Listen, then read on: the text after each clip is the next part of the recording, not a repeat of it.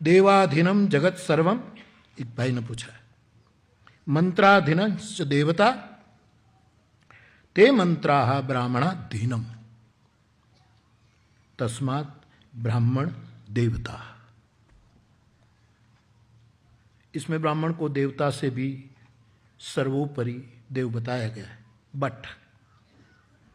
But लिखा है। But ब्राह्मण आज भी इतना दरिद्र क्यों?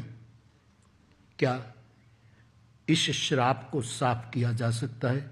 बापू कुछ कहे आपका एक फ्लावर। यस, देवताओं के अधीन पूरा जगत है। ये देवता मंत्रों के अधीन है और ये मंत्र सब ब्राह्मणों के अधीन है। इसलिए ब्राह्मण देवता श्रेष्ठ है। लेकिन ब्राह्मण दरिद्र क्यों? हमको लगता है ये हम लोगों ने खबर नहीं कैसे, जब भी कोई ब्राह्मण की बात आती है ना तो लोग शुरू करते, वार्ता में भी एक गरीब ब्राह्मण था। क्या बिगाड़ा ब्राह्मण ने? मुझे समझ में नहीं आया। हर समय ब्राह्मण गरीब ही रहा। सत्यनारायण की कथा में देखो तो एक गरीब ब्राह्मण था और वणिक को कोई गरीब नहीं कहा। जो भी कहे एक श्रीमंत बनिया था। ले, ये हमारा आरोप है। जिस रूप में ब्राह्मण की व्याख्या बुद्ध ने की, इवन महावीर ने की, छोड़ो,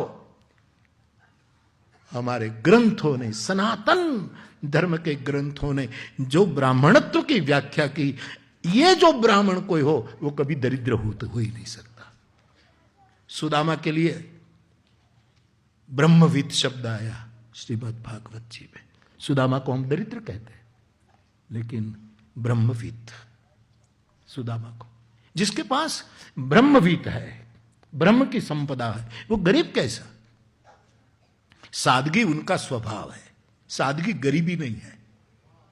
हाँ, सादगी बड़ो बड़ो शाहों को शर्मिंदा करती है। हिलने लगे हैं तख्त, उछलने लगे हैं ताज, शाहों ने जब सुना कोई किस्सा फकीर का, सब भर तुम्हें सुन रहा ख्याल में तकिया फकीर का, दिन भर सुनाऊंगा तुम्हें किस्सा फकीर का। ब्राह्मण दरिद्र कैसा? मैं तो कहूं ब्राह्मण केवल वर्ण नहीं है, ब्राह्मण विशेष वर्ण है। समाज को तोड़ना नहीं। ब्राह्मण समदर्शी होता है, उसको सामान्य से सामान्य ईश्वर, मनुष्य में भी ब्रह्म का दर्शन होता है। वो ब्राह्मण है, वो कभी दरिद्र होता है? अपनापना जो चुक जाए वो शायद सांसारिक दृष्टि से गरीब हो जाए तो बात तो और है। अपनापना हम छोड़ देने, वो बिना दिए, किसी का बिना दिया हुआ श्राप है जो अपनापना छोड़ दे। श्राप देने वाले की जरूरत नहीं, ये स्वयं श्राप बन जाता है। जो हम निजता गंवा देते हैं वो स्वयं श्राप है। ब्राह्मण देव है।